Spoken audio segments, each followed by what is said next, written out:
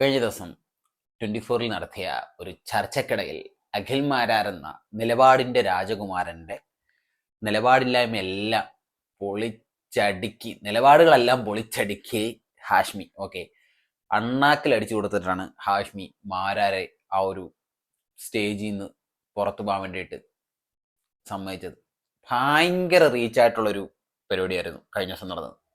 കാരണം നാക്കുണ്ട്, എന്തും എവിടെയും എപ്പോൾ വേണമെങ്കിലും സംസാരിക്കാം, എങ്ങനെ എവിടെയും പിടിച്ചു നിൽക്കാം എന്നുള്ള ഒരു കുറച്ച് അഹങ്കാരം മാരാർക്കുണ്ടായിരുന്നു. അതെല്ലാം കഴിഞ്ഞ ദിവസം ഹാഷ്മി അങ്ങ് തീർത്തു കൊടുത്തു. ഓക്കെ, അവരൊരുമിച്ചപ്പോൾ സുഹൃത്തുക്കളൊക്കെ ആയിരിക്കാം, എങ്കിലും വീഡിയോ കണ്ടിരുന്നപ്പോൾ മനസ്സിനൊരു വല്ലാത്ത ആശ്വാസം.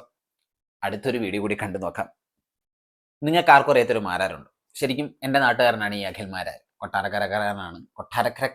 അഖിൽ കൊട്ടാരക്കര എന്നായിരുന്നു. അഖിൽ കോട്ടാത്തല, അഖിൽ കൊട്ടാരക്കര, അഖിൽ കോട്ടാത്തല, ഇപ്പം അഖിൽ മാരാർ. ഓക്കെ, അപ്പോൾ ഇവിടെ കുറേ നാൾ BJP-യിലൊക്കെ നടന്നു.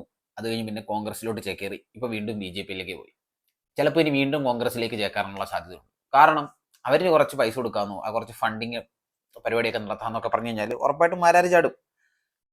അത് നിലപാടുകളുടെ രാജകുമാരൻ എന്നൊക്കെ വിളിക്കുന്നുണ്ടെങ്കിൽ ഇപ്പോൾ പലപാടുകളുടെ രാജകുമാരൻ എന്നാണ് ശരിക്കും പറഞ്ഞാൽ ഇന്നലത്തെ ഒരു ഇന്റർവ്യൂവിൽ ഹാഷ്മി പോലും വിളിച്ചത് ഈ മാരാരെ. ഓക്കെ, ശരിക്കും നമ്മുടെ നാടിന് തന്നെ നാണക്കേടായിട്ടിരിക്കുകയാണ്. അക്കരെ പച്ച ഇക്കരെ പച്ച, അല്ല ഇക്കരെ നിൽക്കുമ്പോൾ തോന്നും അക്കരെ പച്ചയാണ്, അക്കരെ നിൽക്കുമ്പോൾ തോന്നും ഇക്കരെ പച്ചയാണ്. ശരിക്കും ആ ഒരു രീതിയിൽ ചാടിക്കൊണ്ടിരിക്കുകയാണ്. റോബിന്റെ ഒരു ഇഷ്യൂവിൽ തന്നെ കഴിഞ്ഞ ദിവസം അഖിൽമാരാര് ഫേസ്ബുക്കിൽ ഒരു പോസ്റ്റൊക്കെ എടുത്ത് കുറിച്ചിട്ടുണ്ടായിരുന്നു.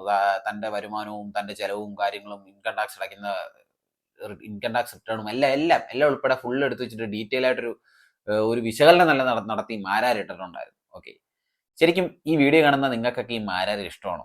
മാരാരുടെ അഭിപ്രായങ്ങളോട് നിങ്ങൾക്ക് താല്പര്യമുണ്ടോ? ഉണ്ടെന്നുണ്ടെങ്കിൽ നിങ്ങൾ ഈ വീഡിയോയിൽ ജസ്റ്റ് ഒന്ന് കമന്റ് ചെയ്യണം കേട്ടോ. അപ്പോൾ ആ വീഡിയോയുടെ ബാക്കി ഭാഗം നമുക്ക് കാണാം. സത്യം പറഞ്ഞ ഹാഷ്മി ചോദിക്കുന്ന ഓരോറ്റ ചോദ്യത്തിന് ഇങ്ങനെ കറക്റ്റ് മറുപടി കൊടുക്കുന്നില്ല. ഇങ്ങനെ ആ കാര്യങ്ങൾ ഇങ്ങനെ ഡൈവേർട്ട് ചെയ്ത് കൊണ്ടുപോയിക്കൊണ്ടിരിക്കുകയാണ്. ശരിക്കും ഇലക്ഷനൊക്കെ നിന്ന സമയത്ത് നല്ല പോലെ പണം ഉണ്ടാക്കി കയറ്റി കാണും അകത്ത്. നല്ല പോലെ അക്കൗണ്ട് ത്രൂ അല്ല, ക്യാഷ് ഇൻ ഹാൻഡ്, നല്ല പണം, കോടിക്കണക്കിന് പൈസ മാരാരെ മുക്കിക്കാണും. ശരിക്കും ഈ റോബിനും മാരാരും തമ്മിൽ എന്താണ് ശരിക്കും വ്യത്യാസം? ഒരു വ്യത്യാസമില്ല. റോബിന് പണം ചെലവാക്കാൻ അറിയത്തില്ല, മാരാർക്ക് പണം എങ്ങനെ ചെലവാക്കാം, എവിടെ എങ്ങനെ നിൽക്കണം എന്നുള്ളൊരു നിലപാടുണ്ട്. എന്നിട്ടും ഹാഷ്മി ഇടയ്ക്കൂടെ ചോദിക്കുന്നുണ്ടോ റോബിന് പണം കൊടുത്തായിരുന്നു? ചിലപ്പോൾ കൊടുത്തു കാണത്തില്ല. കൊടുത്തെങ്കിൽ ചിലപ്പോൾ ഇതുപോലെ കടമൊക്കെ മേടിച്ച് ഇതുപോലെ കോടിക്കണക്കിന് പൈസയുടെ കടമൊക്കെ വാങ്ങി റോബിന് ഈ ഒരു ലെവലിൽ എത്തേണ്ട ആവശ്യം ഉണ്ടായിരുന്നു. മാരാര് കൊള്ളാം, ശരിക്കും ഉടായിപ്പന്റെ ഉസ്താദാണ്. ശരിക്കും ബിഗ് ബോസിൽ കയറുന്നതിന് മുമ്പേ ബിഗ് ബോസിനെ തെരുവിളിച്ചുകൊണ്ട് നടന്ന വ്യക്തിയാണ്. പെട്ടെന്ന് വീട്ടിൽ കുറെ സാമ്പത്തിക നഷ്ടവും എന്തൊക്കെ വന്നപ്പോഴത്തേക്കും കുറച്ച് വൈറലാവുന്ന കുറച്ച് ക്ലിപ്പും കാര്യങ്ങളൊക്കെ എവിടുന്ന് എടുത്തിട്ടൊന്ന് വൈറലായി, ഒരു റീച്ചായി, ബിഗ് ബോസിൽ ഒരു എൻട്രി കിട്ടി, പോയി കപ്പടിച്ചു. അത് അയാളുടെ കഴിവ്, അത് സമ്മതിക്കുന്നു. പക്ഷേ ഇക്കരെ നിൽക്കുമ്പോൾ അക്കരെ പച്ച, അക്കരെ നിൽക്കുമ്പോൾ ഇക്കരെ പച്ച, എവിടെങ്കിലും ഒരിടത്ത് കുണ്ടി ഉറപ്പിച്ച് നിൽക്കാൻ പഠിക്കേണ്ട മാരാരെ. അത് പഠിക്കി. അത് പഠിച്ചിട്ട് ഇതുപോലെ വന്ന് നിന്നിട്ട് ആണുങ്ങൾ നിന്ന് സംസാരിക്കുന്നുണ്ടോ? ഹാഷ്മി ഇന്ന് സംസാരിക്കുന്നുണ്ടോ? നാക്കിന് നീളക്കൂടുതലുണ്ടെങ്കിലും സംസാരിക്കാൻ കഴിവുണ്ടെന്ന് വെച്ചിട്ട് എല്ലാരും ഒരുപോലെ അങ്ങ് അണ്ണാക്കിലടിച്ച് കൊടുക്കാതിന്റെ പൊന്നുമാരാരെ നിങ്ങൾ വിചാരിക്കണ്ട. ഇവിടെ അതിലും നല്ലോണം സംസാരിക്കാൻ അറിയാവുന്ന ഒരുപാട് വ്യക്തികളുണ്ട്. അതിലൊരു വ്യക്തിയാണ് ഇപ്പൊ താങ്കളോട് സംസാരിച്ചതും താങ്കൾക്ക് തിരിച്ച് ഉത്തരം മുട്ടിയതും. മനസ്സിലായോ? ഹാഷ്മി എടുത്ത്. അപ്പൊ അടുത്തൊരു ബൈറ്റൂടെ കണ്ടിട്ട് നമുക്ക് ഈ വീഡിയോ വൈൻഡപ്പ് ചെയ്യാം. 10-20 തൊട്ട് ഒരിക്കലും നടക്കത്തില്ല. നിന്ന 8 നില പൊട്ടുന്നുള്ള കാര്യത്തിൽ ഒരു സംശയം വേണ്ട. മാരാർ ഇവിടെ നിന്ന 8 നില പൊട്ടും. 20,000 അല്ല, ഒരു 20 വോട്ടെങ്കിലും പിടിച്ച അതിശയം. 20 വോട്ട് കിട്ടുമായിരിക്കും. കാരണം വീട്ടുകാരുടെയും കുടുംബക്കാരുടെയും പിന്നെ ഒരു അല്ലറ ചില്ലറ ഫ്രണ്ട് സർക്കിളിലുള്ള ആളുകളുടെയും കൂടെ ചേർത്ത് ഒരു 20 വോട്ട് കിട്ടുമായിരിക്കും. അല്ലാതെ ആരും കൊടുക്കത്തില്ല. എന്ത് മണ്ണാങ്കട്ടയാണ് ചെയ്തിട്ടുള്ളത്? ഇലക്ഷന് നിൽക്കണ്ട.